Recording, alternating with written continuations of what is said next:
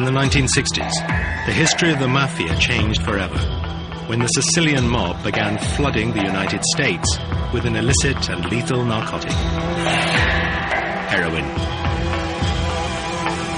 Heroin would turn the Mafia into a global organization and make them more money than they had ever made before. But it would also sow the seeds of their own destruction. A battle would rage on the streets between a new breed of ruthless mafioso and a new kind of policeman prepared to risk everything to infiltrate the Mafia for the first time. This was a war over billions of dollars, millions of lives, and the future of America itself.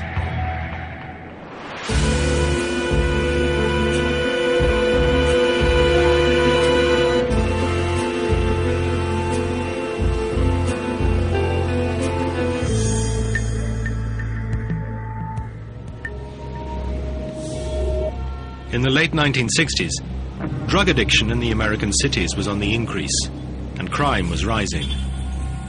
The government was forced to take action.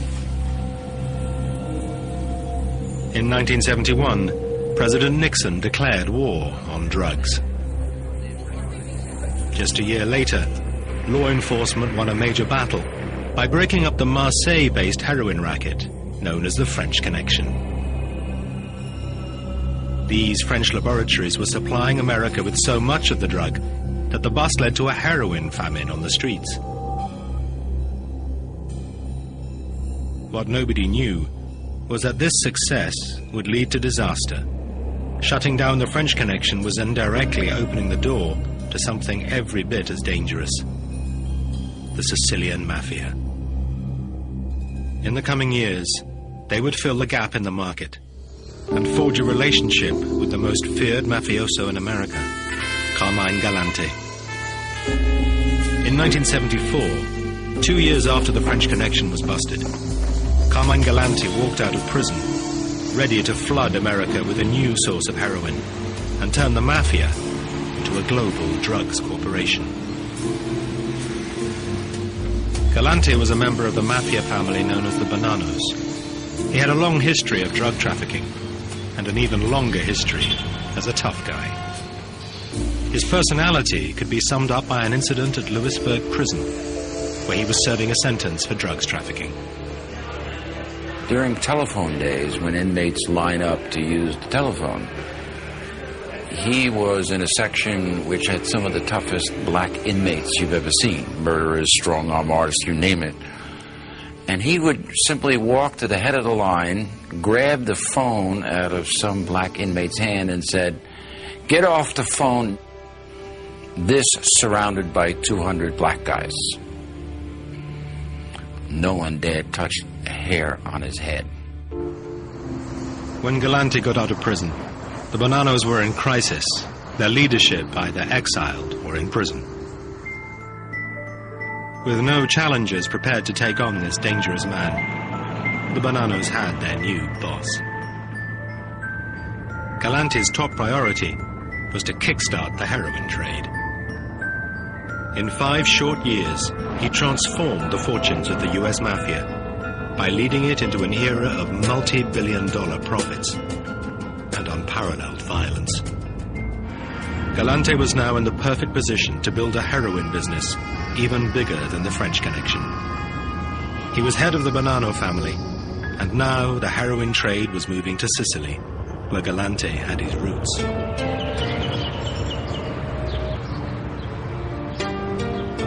Galante was born in New York, but his family came from the town of Castellammare del Golfo in the northwest of Sicily. Sicilians had been emigrating to America for 100 years, but many of their descendants kept strong links with their homeland. Galante was no exception. His plan was to exploit his close ties with the Sicilian Mafia to dominate the American heroin trade. This was the beginning of a whole new era in the history of the Mafia.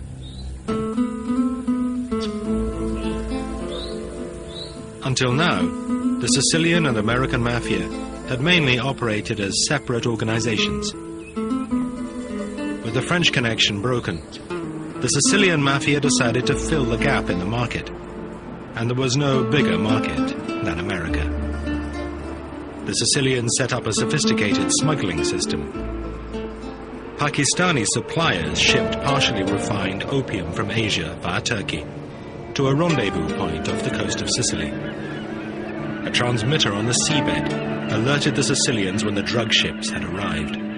Then a powerboat would speed out to meet it, returning with the drugs under cover of darkness. The opium base was processed into heroin in laboratories on the west of the island. 3 Sicilian bosses ran this growing trade, but one of them was far more ambitious, far more greedy, and far more dangerous than the others. Dottor Riina. Riina planned to shake up the Sicilian Mafia, just as Galante was making waves in America. The Sicilian Mafia always claimed they adhered to a code of honor, murdering only when necessary, and avoiding the killing of innocents, women and children. But Riina shunned these old guard rules. Dottor Riina è stato sempre un personaggio molto rumoroso. Dottor Riina had always been a loud person, very, very noisy. Ha fondato il suo potere sul terrore. He was an extremely violent person, and someone who had founded his empire by terror.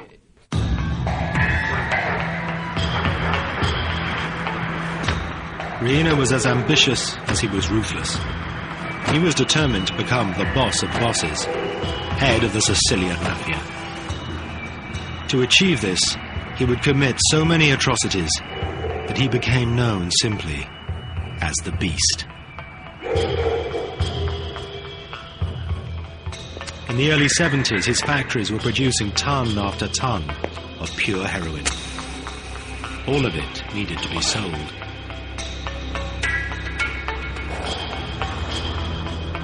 On the other side of the Atlantic, Carmine Galante and the American Mafia could see that there were huge sums to be made selling Sicilian heroin. But there was also a problem. Throughout its history, the US Mafia had vowed never to be associated with drugs. The Chicago mob, known as the Outfit, was one of the most vocal opponents of the drugs trade. We always knew that if you dealt with drugs, it was a dirty business. And it'd be like you're feeding your own kid narcotics. So it was like taboo. And if you got involved with it, you're definitely going to get whacked. As far as the Outfit was concerned, there was no need to deal drugs when money could be made in more acceptable ways. In the 1970s, Frank Carlotta was sent to Las Vegas to make sure nobody messed with the Outfit's highly profitable casinos.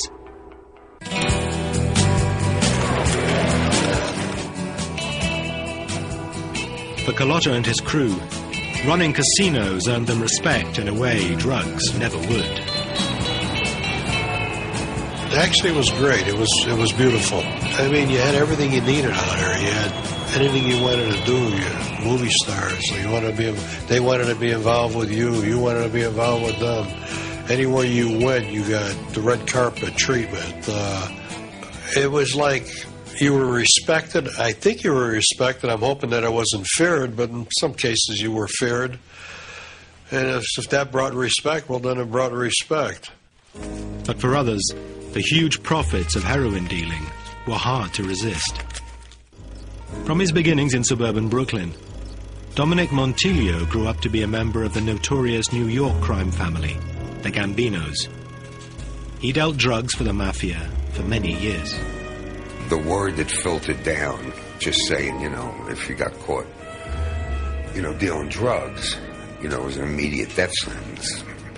But the real message that came down was just don't get caught. At that time, I couldn't think of one crew that I knew that wasn't involved in it because the money was too lucrative to pass up. The mob didn't want to be seen to be peddling drugs, but they were happy to take the money.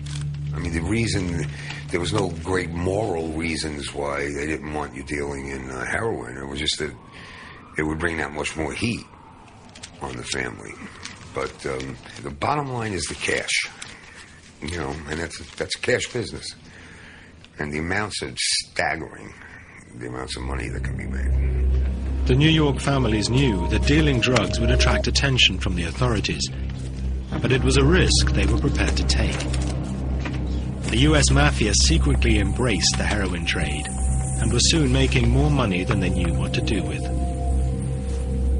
The unpleasant fact is that there is a new epidemic of heroin use in the United States.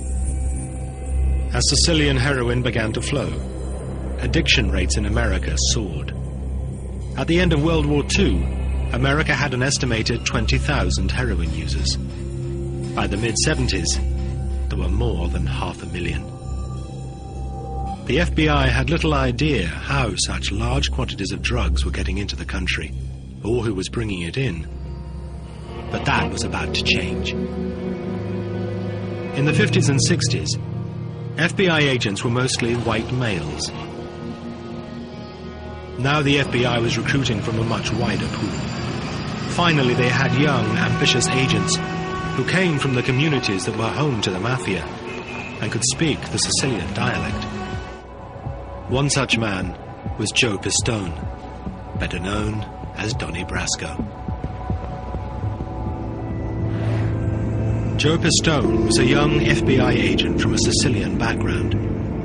His mission was to infiltrate the Mafia, something that had never been done before. I grew up in New Jersey, and I grew up in an Italian neighborhood.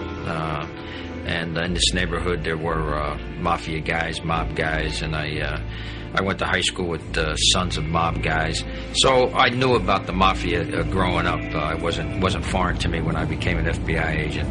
So I was pretty well versed in the ways and traditions of the Mafia. Joe Pistone's dream was always to be a cop. Growing up would have been easy to go crooked or become bent because you're in the neighborhood, you see what's going on. There are guys doing illegal activities.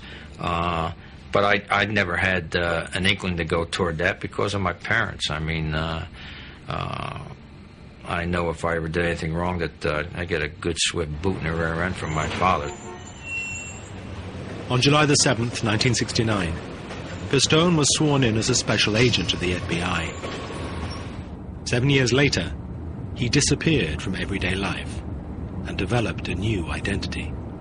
Everybody needs a legend, and that's a history, a legend, a history. And so, you know, you pick a name, and I picked Donnie Brasco, and I picked a jewel thief, burglar, jewel thief, because it's a profession that is not involved in violence. You know, not many jewel thieves are in jail for murder.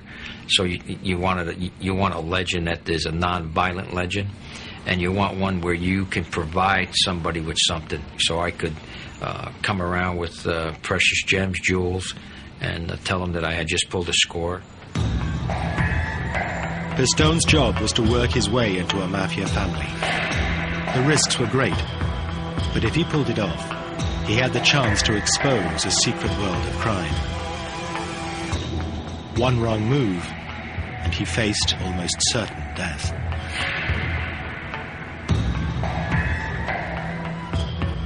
In order to do this job, undercover work, you have to have two things. You got to have a lot of nerve, and you got to have a lot of mental toughness. I'm not a person that sweats, you know. When I get into a jam, I don't sweat, so you don't know if you're scaring me or not, you know. And, you know, there's not much that can be done to you. The worst thing that can happen is they can kill you. That's about it. The FBI wanted the inside story on the Mafia.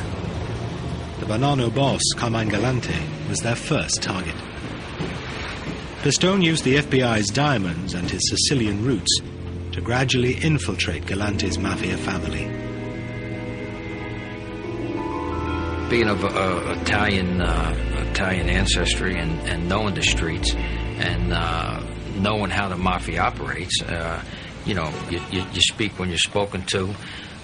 You mind your own business. You don't get involved in conversations that don't concern you. They don't just, you know, embrace you and take you in. And you have to just lay back, be patient, and work your way. you know, and it's the first impression that's gonna carry you through. And if you do things, certain things that they pick you out, that you have street smarts and you are a street guy, that's what's gonna make you. The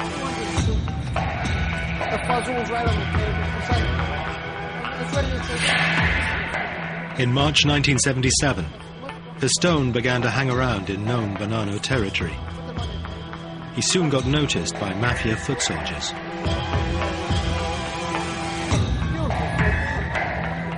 One of the wise guys Pistone met was Lefty Ruggiero. Pistone would later discover that Lefty was a known hitman for the mob.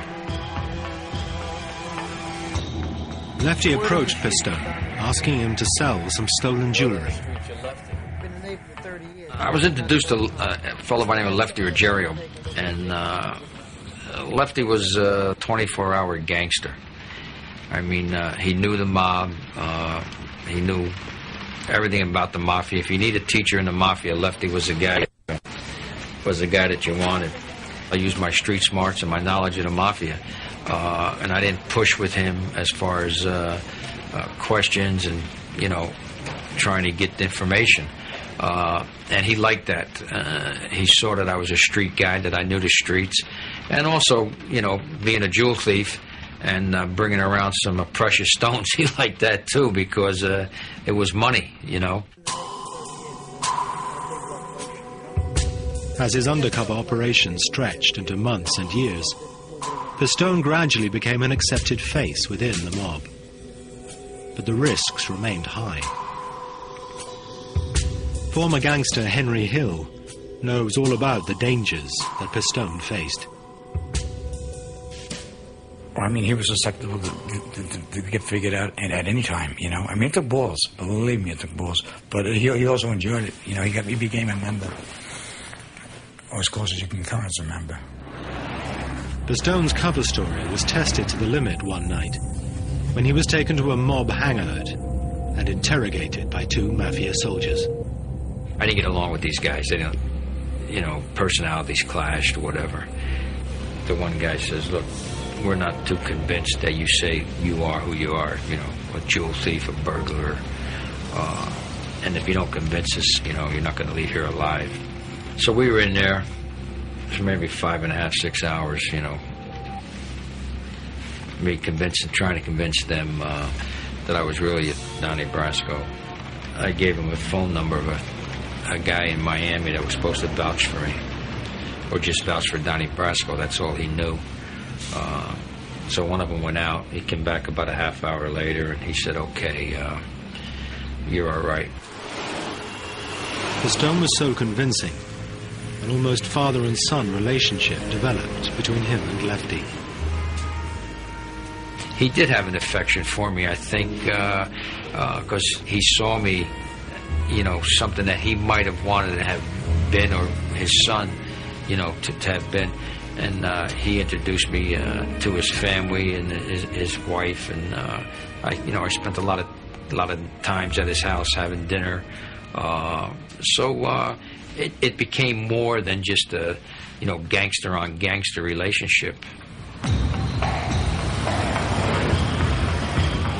By the summer of 1977, Pistone had won Lefty's trust. But would he ever get any closer to heroin boss Carmine Galante? I was with Lefty one night, and he said we gotta go somewhere. And I said, well, where we're going? And he said, well, I'll tell you when we get there. Galante was having a meeting in there, and it was our job to stand outside and make sure that the meeting went smooth and nothing happened. Basically, we were outside guarding them. This was a big opportunity for Pistone. And I asked him, I said, you know, Left, can't we go inside? And he says, what are you, crazy? You can't go in there and sit down when the boss is meeting. You can't even meet the boss. You know, he doesn't meet anybody on your level. He says, we got to stand out here until we're told, till they release us, till we're told we can go. You know, it was kind of an adrenaline rush. A lot of things go through your mind, but the main thing was is that if I get killed, I'm going to get killed as a wise guy, not as an FBI agent here. you know, here I'm an FBI agent working undercover, and, you know, nobody ever got to be close to a boss, let alone guard him. Pistone did not get as close to Galante as he wanted, but he learned important facts about his operation. Before Pistone went undercover, the FBI had some idea about the inner workings of the mob. Now, for the first time, an agent was able to confirm the way the Mafia was organized from the inside. Pistone told the FBI how each family was structured into a military formation. At the top was the head of the family. Working directly for him was an underboss and an advisor, known as a consigliere. Beneath them were the capos, each of whom ran a crew of 5 to 10 foot soldiers.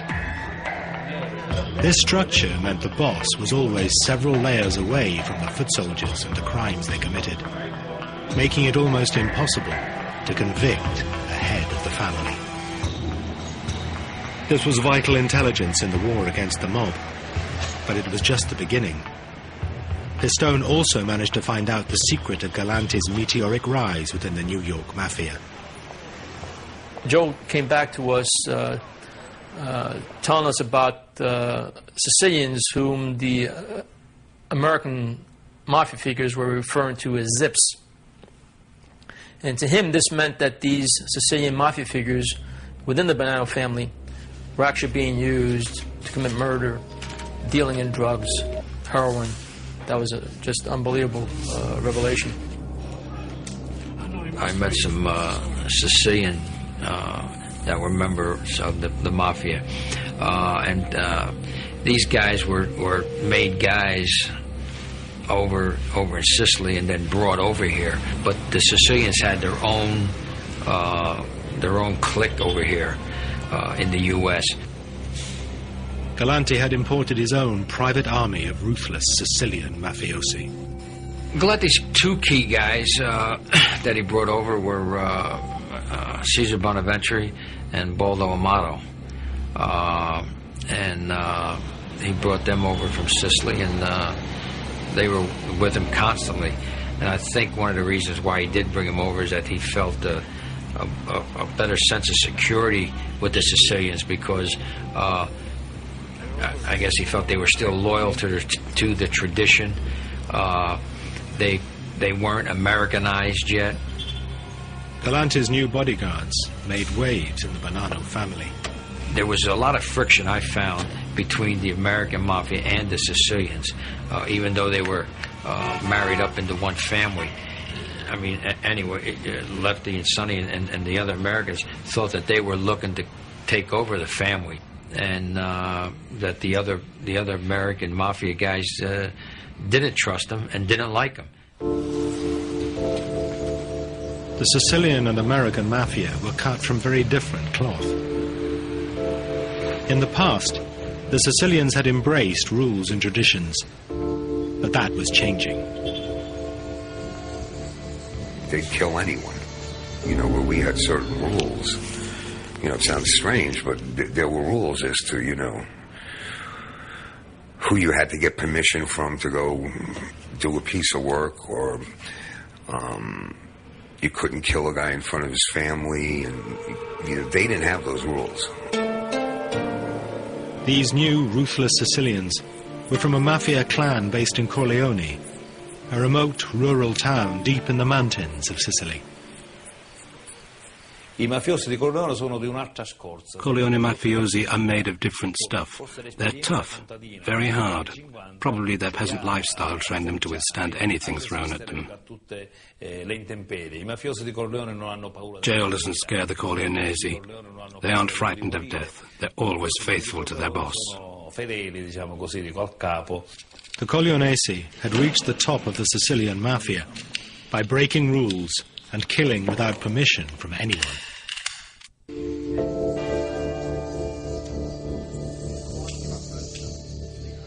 In the American Mafia, obedience to your superiors was deeply ingrained. The godfather of the American Mafia, Charlie Lucky Luciano, had formed an organization known as the Commission back in 1931. This was like the board of directors of the Mafia. All the heads of the families would meet to settle disputes and decide on strategy. The commission imposed discipline on the warring families. Rules were agreed, which changed little over decades.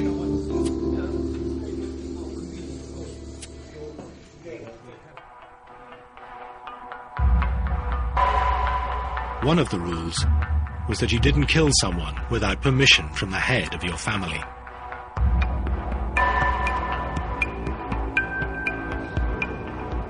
Las Vegas mobster Frank Carlotta nearly paid the ultimate price when this rule was broken, thanks to his ruthless boss, Tony Spilotro. I grew up with this Tony guy. He was a very good friend, and as I said, you know, very good friends are the ones that are going to get you killed. And when he had ordered me to whack some guy out here, I asked him, did you get the okay from back home? And he said, yeah. And he promised me he did. Well, he never did get the okay from home. And he got a call from one of the bosses back there, and they said, what are you guys doing out there? Killing someone without authorization from Chicago was breaking the rules. The punishment was death. Tony Spilotro decided to blame his best friend, Frank Carlotta. He was lying. He was taking the weight off himself because he knew that if he didn't, instead he readily ordered me to do these things, that they would whack him in the head. So he shifted everything over to me. That was my best friend. We shined shoes together when we were 12, 13 years old. So all my life. He's the guy that actually was the guy that told me, when I get to be a big man, you're my right-hand man. And I was. But that's the same guy that was going to sell me out to save his ass, get me whacked. It wasn't long before Tony Spilotro and his mobster brother received deadly punishment at the hands of the mob. Believe it or not, I felt a little bad for him. Because they were both beaten to death. They weren't shot, they weren't strangled, they weren't knifed. They were physically punched to death or beaten with bats to death, however, you know.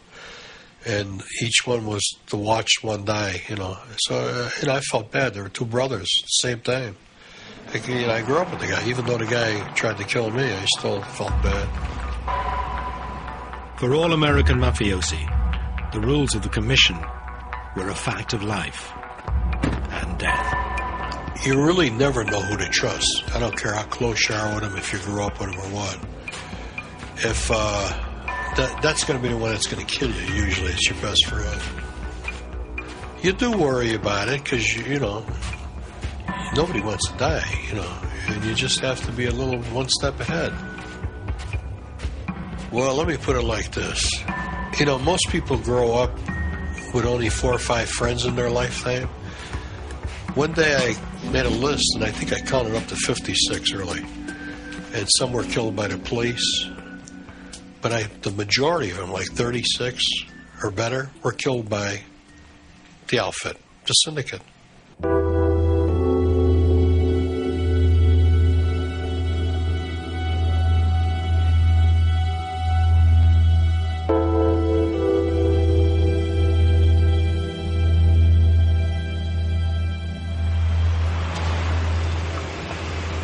Carmine Galante didn't care about the commission or its rules. He believed the American mafia was soft and that his connections with the ruthless Sicilians made him invincible. But there was more than one advantage of having an alliance with the old country.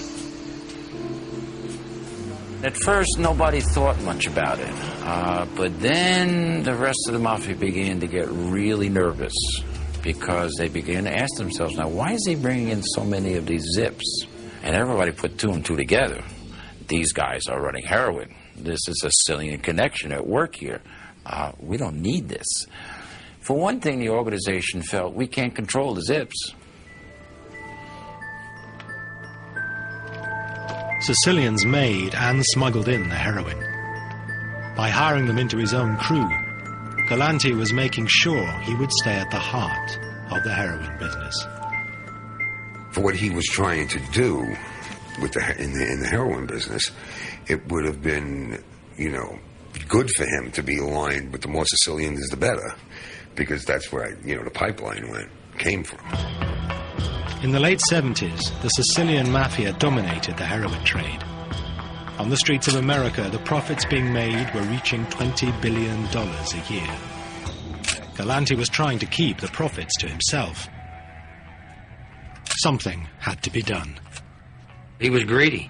He wasn't, you know, the Bonanos may have been involved in this, the profits from this drug trade, but Galante wasn't sharing it even with his own people and the family, because he was, you know, an egomaniac. You know, he wanted to be the boss, and nobody was going to tell him what to do, and he was going to run his family, and he wanted to run the other families too. And during this time, Galante was making deadly enemies. The other bosses didn't like him because of this attitude that he had, that he was the top boss in the city. Everyone knew on the street that the clouds of war were right there. I mean, if this guy stayed loose, what he was plotting would have definitely caused major, you know, war to happen between the families. For mob bosses, the Galante problem was growing. Only the Commission had the authority to act. Their solution would be violent. Galante had to go. On July the 12th, 1979, Carmine Galante paid a visit to Joe and Mary's restaurant on Knickerbocker Avenue in Brooklyn. It was one of his favorite haunts. Run by his cousin, he felt safe there. He was joined by his two loyal Sicilian bodyguards. There's a courtyard that you go into, and is an open-air courtyard. And they were sitting down getting ready to have lunch.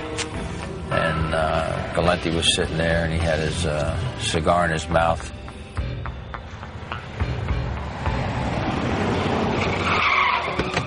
Three guys pull up outside, jump out of a car. They run in the restaurant and start blasting away.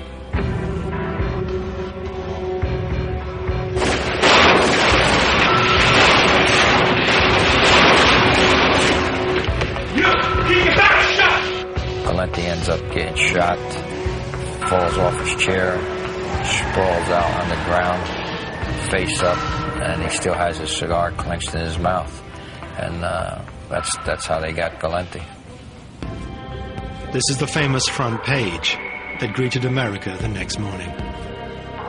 Galante's meteoric rise to the top had ended in a pool of blood. Carmine Galante was rubbed out today as he sat in a Brooklyn luncheonette, a gangland execution of a man believed to be the most important organized crime figure in the country. After the murder, the killers fled the scene.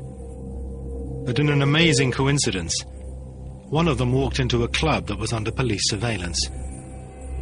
This incredible footage shows him reporting back to the Commission bosses after the successful hit.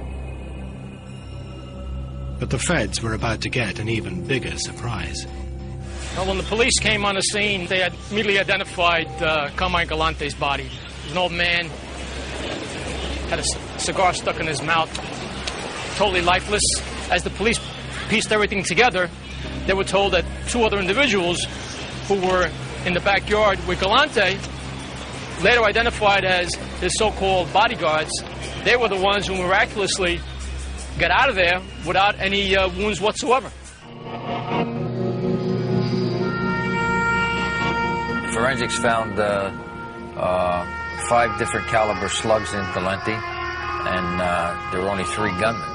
So that leads you to believe that there were 2 guns someplace else. And the only other 2 guys there were Bonaventure and Amato. Bonaventure and Amato were the 2 key Sicilians Galante had brought over for his own protection. The police deduced from what they saw at the scene that Bonaventure and Amato were not there to protect Galante. They were there to ensure that his assassination was carried out without a hitch. The ultimate treachery was performed by his own men. The men who were supposed to protect him from any harm, they were the ones who actually helped carry out the assassination. The Sicilians had turned on Galante. It seemed his greed had upset others besides the commission. The Sicilians who had arrived in America in the 60s and 70s, who were helping bring in the heroin from Sicily, wanted full control in their hands. The message was, we are bringing it in, we are going to be involved in the distribution network. Therefore, we want a bigger share in the proceeds. And that was the message of the New Sicilians. We are the ones doing it, we want a bigger share. Not what Galante was doing, keeping most of the share for himself. Galante's murder made the FBI even more suspicious about the Bonanno family. For the commission to whack a boss meant there were big things going on. Two young agents, Charlie Rooney and Carmine Russo, were given the job of watching the Bonanno Sicilians. This is the area where myself and my partner Charlie Rooney spent a lot of time conducting surveillance. And we needed to find intelligence that could only be found on the street.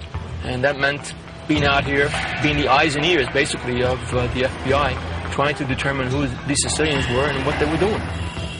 One Bonanno member, who soon came to their attention, was Sal Catalano, who ran an Italian bakery in Queens. The FBI realized that Catalano was a key figure in the heroin trade.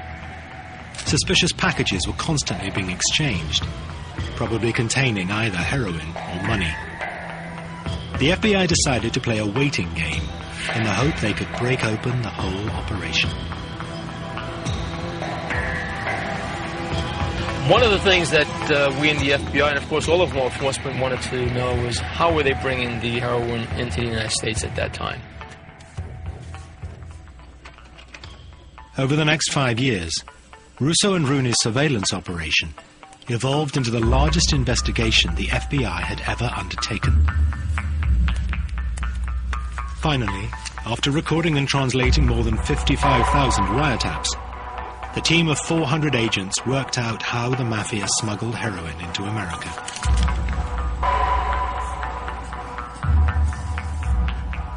They used their businesses, furniture businesses, construction businesses, marble, things of that nature. In particular, the pizzeria business. They needed tomatoes for the sauce. The Mafia had taken over pizzerias across the country and given them to immigrant Sicilians to manage. The operation was controlled by Sal Catalano from his bakery in Queens. This footage shows some of the actual restaurants implicated in the Pizza Connection trial. Restaurants just like these were used to distribute heroin around the country. The heroin arrived in the US through all kinds of routes. Their methods were often ingenious. Cases of canned tomatoes or boxes of cheese arrived from Sicily, stuffed with heroin worth hundreds of thousands of dollars. But the pizza network was not a retail operation. Mafia dealers never sold the heroin directly on the streets. Instead, the imported narcotics were divided up and sold to smaller street dealers. That way the bosses stayed well away from the dirty end of the business. The pizza restaurants had another use as well. Catalano and his crew could hide their profits by passing them off as restaurant takings. Pretty ingenious cover. I mean, you know, who figures a pizza place? You know, you figure you see some guy slinging dough around making a pizza. What's he going to be involved in? Mafia dealer Henry Hill regularly used pizza restaurants for his drug drop-offs. It wasn't difficult for me. I used to go to a pizza joint in the shopping center, leave my car there, and take a different car home. You know, and I go back 4 days later, and, you know, sit there and put the money in the trunk. The evidence the FBI found led to the very top of the Mafia and all the way back to Sicily. Salvatore Catalano was aligned with the Corleonesi in Sicily. That's where the power came from. It was Salvatore Rina the boss of the Corleonesi.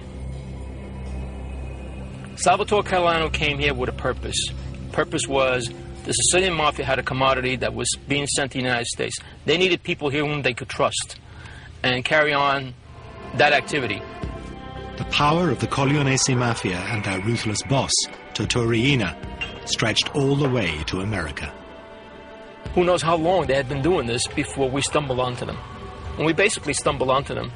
And I believe what did it for them and for us was the Galante murder. Without that murder, I don't think we would have set our eyes on them at the time that we did. Meanwhile, FBI agent Joe Pistone still had a problem. How to escape alive from his undercover role inside the Mafia. Despite Galante's murder, Joe Pistone's dangerous undercover operation continued for 2 more years. But in 1981, his mission came to a dramatic climax. The head of Pistone's Mafia crew was a hard man called Sonny Black. Over the years, Black had been impressed with Pistone. Now Sonny decided to honor Pistone by making him a made man, a full member of the Mafia. But there was one big catch. Pistone would have to kill someone. When Sonny Black gave me the contract to do the hit, I mean, you can't refuse it. You have to take the contract, otherwise you're the next guy that's going to get killed, because that's just part of being a mob guy, a mafia guy, is that because you don't do hits on a fee basis. You just do it because you're part of that crew. I accepted the hit. Luckily, the guy that I had the contract on was on the lam because he knew he was going to get killed. But I went looking for him. I went to Florida, back to New York, and couldn't find him because he was in hiding. In a twist of fate, Pistone was asked to whack one of the men who had assassinated Carmine Galante. But it was not to be. The FBI could not allow an agent to commit murder. On July the 26th, 1981, Pistone was pulled out. The FBI decided to tell Pistone's Mafia contacts that he was an undercover agent. These photographs show FBI agents leaving a Bonanno family hangout. They have just told Lefty Ruggiero that his friend Donnie Brasco was an agent.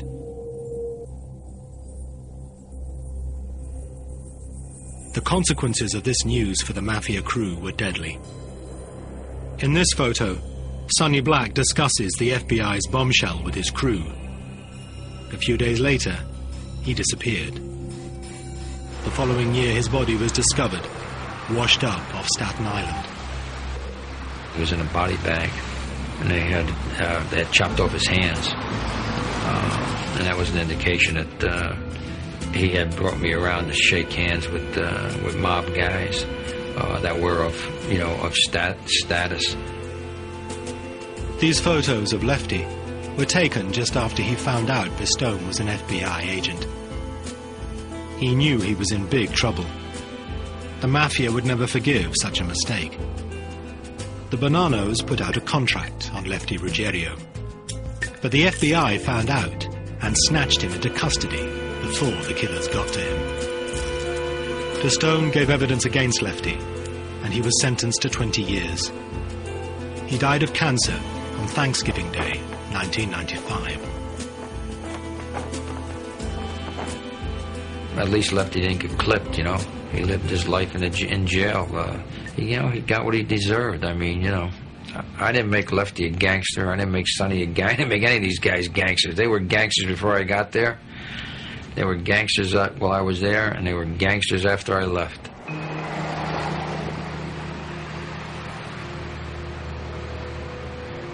Joe Pistone had survived undercover for 6 years. But I mean, that's a long time to spend undercover with that, with a crew that's, more than capable of killing you and taking you apart, dumping your body's parts somewhere. And to have those guys trust you to a point I mean, I never heard an FBI guy coming close to getting made. You know, I mean, they were looking to make him. Got addicted to it, and it took the government a lot of years. And, you know, I mean, they got a lot of cases out of it, but it almost destroyed his life, you know. And he thought he was a wise guy, you know, and he thought he was an FBI agent. After being pulled out, Pistone spent the next 5 years testifying against his Mafia buddies. Then in 1986, he left the FBI to write a book about his experiences. But his life would never be the same again. Even now, he lives under an assumed name, under constant threat of assassination. The Mafia put a contract out on me when the operation terminated and I surfaced. My identity showed up. Am I worried about it? I don't think about it every day. Just take precautions and go about living the way I live, and if it happens, it happens, and the best man will win.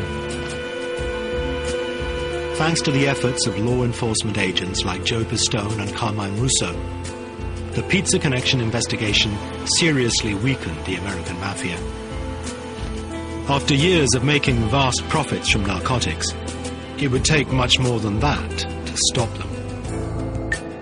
No one could have foreseen that in the coming years, the actions of one Mafia boss would change everything and bring the American and Sicilian Mafia to their knees.